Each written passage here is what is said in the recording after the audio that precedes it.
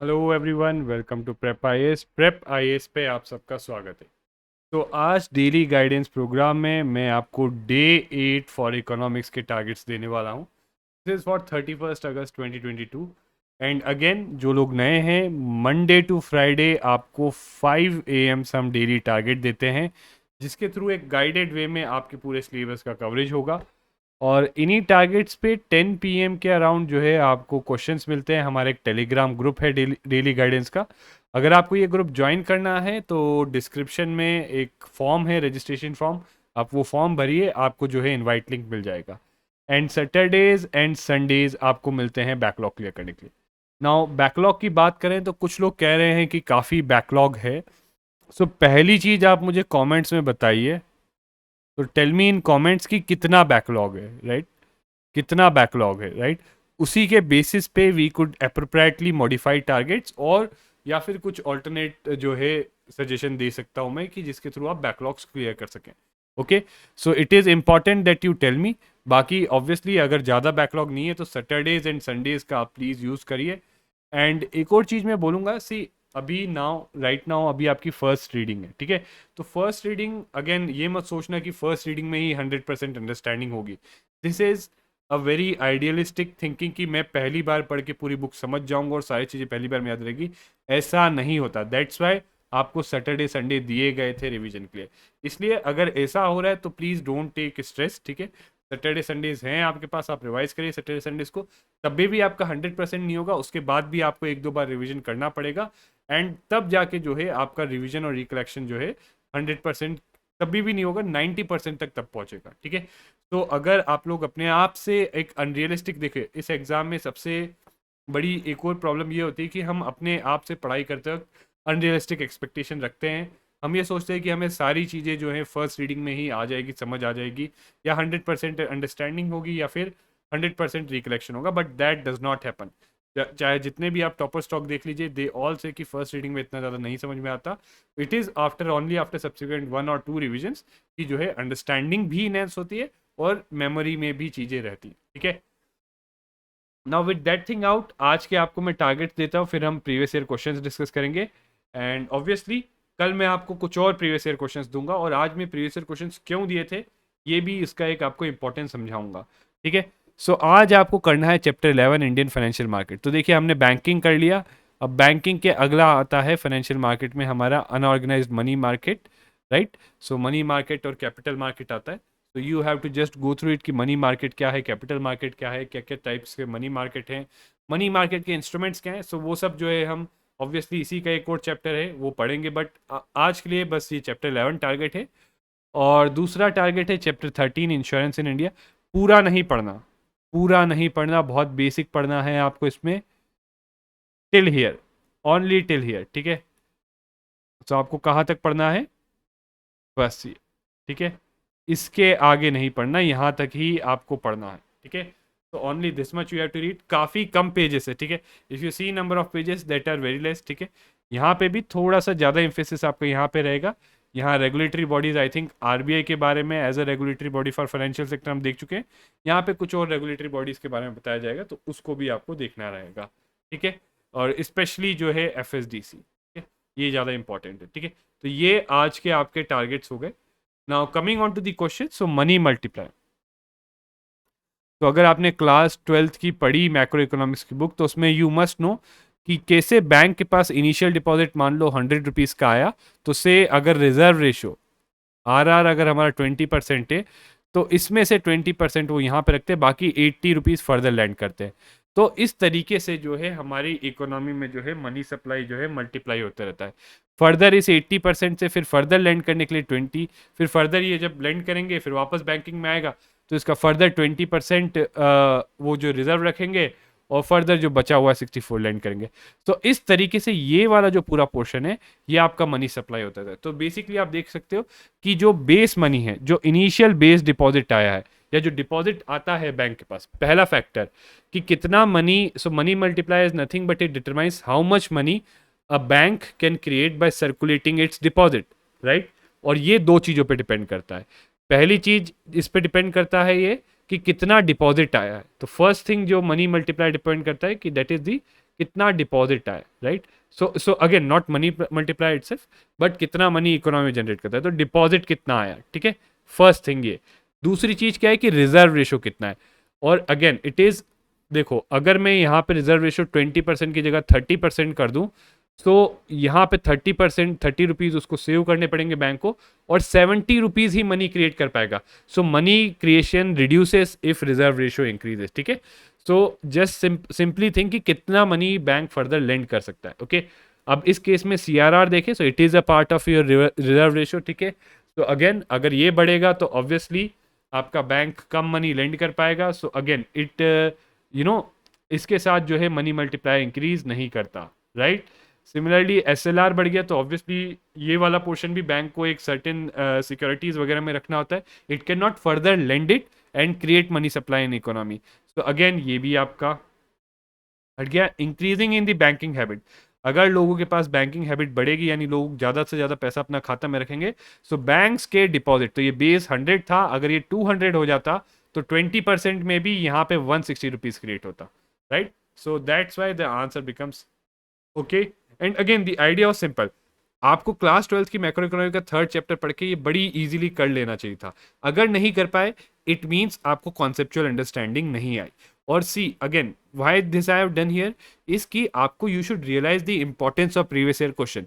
सी इसी तरीके से प्रीवियस ईयर क्वेश्चन आपको हेल्प करते हैं समझने में कि क्या जो चीज़ आपने पढ़ी है whether you have understood it और नॉट, ठीक है।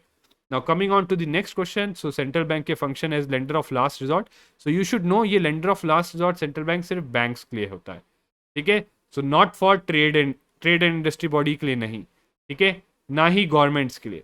so सेंट्रल बैंक का जो लेंडर ऑफ लास्ट रिजॉर्ट है सिर्फ बैंक्स के लिए, और दैट टू जब उनके पास टेम्परेरी क्राइसिस होता है तो उनको जो है लिक्विडिटी मिसमैच जो होते हैं उसको लिए पैसा प्रोवाइड करता है। तो answer becomes two only. Now very basic thing आपको यहाँ पे पता होना चाहिए थी, functions of central bank, right. और वहाँ पे बड़ी क्लियरली पता होना चाहिए थी जब लेंडर ऑफ लास्ट रिजॉर्ट है तो ये फंक्शन सेंट्रल बैंक किस एंटिटी के लिए परफॉर्म करता है। It does not perform this function for government, जैसे गवर्नमेंट के लिए डेट मैनेजमेंट करता है, ठीक है, गवर्नमेंट के लिए बैंकर है तो गवर्नमेंट के फाइनेंसेस वगैरह मैनेज करता है, but lender of last resort it is mainly for the banks, ठीक है। So the answer becomes B. Now CAR capital adequacy ratio, अगर आपने पढ़ा होगा, so this is amount of the money जो बैंक्स को अपने ओन फंड्स में रखना होता है, यानी बैंक्स में जिन लोगों ने बैंक ओन करते हैं खोला हुआ है उनको खुद का पैसा लगाना होता है। और ये पैसा इसलिए होता है बिकॉज अगर कोई से मान लो बैंक्स ऑब्वियसली मनी लेंड करते हैं, तो इफ मान लो उन्होंने मनी लेंड किया, अब वो मनी लेंड करते हैं जिन लोगों से डिपॉजिट लेते हैं उनसे, और मान लो कल को घाटा हो गया, कोई जैसे उन्होंने 100 रुपये लिए और यहाँ इन 100 रुपये में से 10 रुपीज़ किसी पर्सन ए को लेंड किया, ठीक है। सो कल को ये पर्सन ए जो है ये कहता है कि डिफॉल्ट कर देता है, कहता है कि मैं 10 रुपीज़ बैंक को वापस नहीं दे सकता। सो बैंक्स कैन नॉट से टू दी पब्लिक जिन्होंने अपना पैसा डिपॉजिट किया कि आपके 10 रुपये गए। So banks can not do this, banks को उनके 10 रुपये देने ही देने। सो ये 10 रुपये का लॉस बैंक्स कैसे कंपनसेट करेंगे, खुद के पैसे से। और इसी के लिए एक कैपिटल एडिक्वेसी रेशियो जो है बनाया गया है, एक ये मेजर है जो बैंक्स को जो है टोटल जो है उनका रिस्क वेटेड एसेट्स होते हैं उसका जो है एक सर्टेन परसेंटेज जो है उनको होल्ड करना होता है। अब ये ऑब्वियसली कौन डिटरमाइन करता है, see one more thing you should see, देखो दो चीजें पूछी गई हैं, पहला कि ये कॉन्सेप्ट क्या है और दूसरा कौन कैसे डिटरमाइन होता है, ठीक है। सो इट्स वेरी बेसिक, सो आपको पता होगा ये RBI डिटरमाइन करता है और it is common for all the banks. And again internationally ये बेसेल के अंदर ये स्टैंडर्ड सेट है, बेसेल 3 नॉर्म्स के under, right.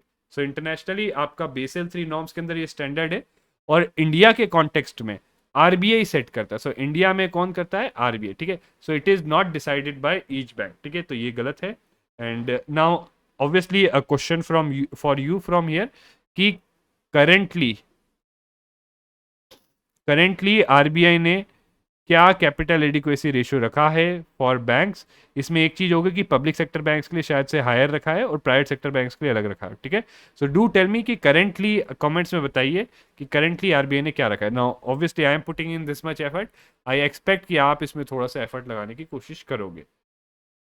And then obviously you should understand कि मॉनेटरी पॉलिसी में एक्सपेंशनरी और कॉन्ट्रैक्शनरी मॉनेटरी पॉलिसी क्या होता है, जिससे जो है इकोनॉमी में मनी सप्लाई जो है इंक्रीज होता है, जिस टाइप की मॉनेटरी पॉलिसी से इकोनॉमी मनी सप्लाई इंक्रीज होता है, दैट इज एक्सपेंशनिस्ट, राइट।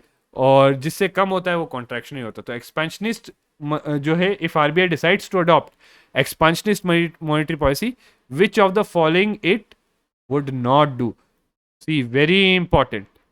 कई लोग यहाँ पे, अगर आपने भी यहाँ पे गलती की तो remember this, this is a silly mistake that you should not do at all cost. यानी आपको कोई चीज पता है, उसके बाद भी आप गलती करें, और ये trust me, this I have seen people have failed because of this kind of silly mistakes. ठीक है, आप सबको पता है बहुत लोग बॉर्डर लाइन एज पे होते हैं, और ये छोटी मोटी ऐसी कि ये नॉट नहीं पड़ा, और वो सोचते हैं कि क्या अडॉप्ट करेंगे वो, और अगर ये नॉट नहीं पड़ा तो वो गलती कर देते हैं, and as a result they lose that valuable 1 और 2 मार्क्स, जिसके कारण वो लिस्ट के बाहर निकल जाता है। तो remember this, this is also an important thing that you should keep in mind कि इस टाइप की सिली मिस्टेक्स नहीं होनी चाहिए। सो इनमें से कौन सी चीजें आरबीआई नहीं करेगा? सो ऑब्वियसली जिससे मनी सप्लाई बढ़ता है, राइट। सो अगर अडॉप्ट करना है, so if RBI decides to adopt an expansionary monetary policy, तो इस केस में वो ऐसी कोई भी चीज नहीं करेगा जिससे मनी सप्लाई जो है घटेगा, राइट। सो अगर एमएसएफ वो इंक्रीज करता है तो अगेन बोरोइंग जो है महंगी हो जाती है, तो मनी सप्लाई घटेगा। सो this is what it would not do. Cut करना ये तो करेगा ऑब्वियसली, क्योंकि एसएलआर कट करेगा तो बैंक्स के पास ज़्यादा पैसा रहेगा लेंड करने को। बैंक रेट और रेपो रेट भी अगर कट करेगा तो आरबीआई को लेस रेट पे जो है पैसा मिल, सॉरी बैंक्स को लेस रेट पे पैसा मिल सकता है आरबीआई से, and then they it could lend it further. तो ये दोनों चीज़ें करेगा, बट ये नहीं करेगा। तो आंसर है it would not do, the answer is B2 only. ठीक है, now this was the idea behind these question. ठीक है, लास्ट वन। सी अगर आपने क्लास टेंथ वाली पढ़ी होगी कि मनी सप्लाई में क्या होता है, तो वहां पे दोनों चीजें लिखी थी, कैश एंड डिमांड डिपॉजिट्स। ठीक है, कैश एंड डिमांड डिपॉजिट्स। या फिर क्लास 12th की इंट्रोडक्टरी मैक्रो इकोनॉमिक्स में अगर आपने मॉनेटरी एग्रीगेट्स पढ़ा होता, मॉनेटरी एग्रीगेट्स, ठीक है, तो बहुत इजीली आपके पास है। So aggregate monetary supply, see again ये दोनों ही, कैश और डिमांड डिपॉजिट, दोनों ही पार्ट हैं इसके, राइट।